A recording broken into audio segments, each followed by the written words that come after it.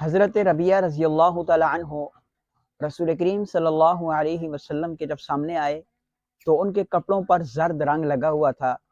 تو آپ صلی اللہ علیہ وسلم نے ان سے پوچھا کہ ربیہ یہ کیسا رنگ ہے؟ تو حضرت ربیہ رضی اللہ تعالی عنہ نے فرمایا یا رسول اللہ صلی اللہ علیہ وسلم میری شادی ہو گئی ہے۔ اس زمانے میں خوشبو ایک رنگ کی شکل میں ہوا کرتی تھی جو کپڑوں پہ لگ جاتی تھی، نظر آتی تھی۔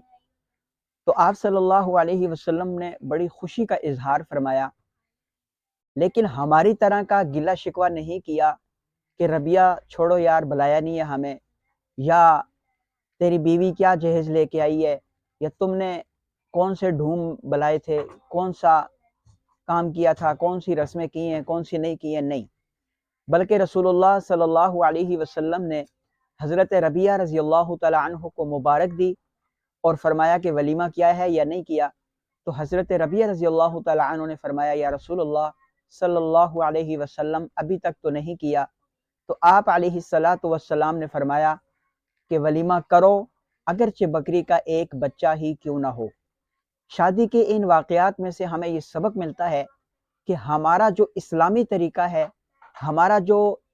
طریقہ ہے شادیوں کا، وہ بالکل آسان، سادہ، اور اس میں کوئی تگ و دو نہیں ہے، کوئی پیسے کا اخراج نہیں ہے، کوئی اس میں ایسی ویسی رسم نہیں ہے، کچھ بھی نہیں ہے۔ جس طرح ہم نماز پڑھتے ہیں، جس طرح ہم روزہ رکھتے ہیں، بالکل سمپل طریقے سے ہمارے نکاح ہونے چاہیے۔ جو نکاح ہمارے معاشرے میں رائج ہیں، یہ ہمارے طریقے پر نہیں ہے، ان میں اصلاح کی ضرورت ہے۔